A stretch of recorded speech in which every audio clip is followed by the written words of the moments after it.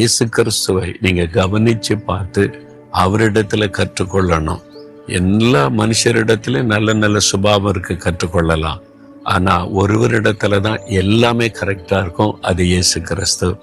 அதனால அவரை நல்ல கவனமா நோக்கி பார்த்து நீங்க 4 சுவிசேஷத்தை திரும்ப திரும்ப வாசித்து இயேசு எப்படி பேசினார், நடந்து கொண்டார், மன்னித்தார், தாழ்மையார் என்பதை கற்றுக்கொண்டு உங்களுடைய வாழ்க்கையில நீங்க அர்ப்பணித்து கொண்டீங்கன்னா உங்களுடைய வாழ்க்கையை தலைகீழாக மாறும்.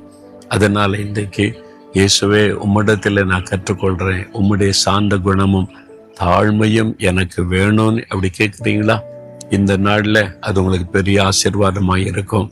அப்படியே ஜெபம் பண்ணுங்க. இயேசுவே, என் கண்கள் எப்பொழுதும் உம்மை நோக்கி இருக்கணும், உம்மிடத்திலே தான் நான் கற்றுக்கொள்ளணும், உங்க சுபாவங்கள் எனக்குள்ள வேணும், உம்மிடத்திலே நான் நோக்கி பார்த்து கற்றுக்கொள்கிறேன், சாந்தமும் மன தாழ்மையும் எனக்கு தாரும். உங்களை போல நான் சாந்தமா இருக்கணும், மன தாழ்மையா இருக்கணும், அதுக்கு எனக்கு கிருபை கொடுங்க.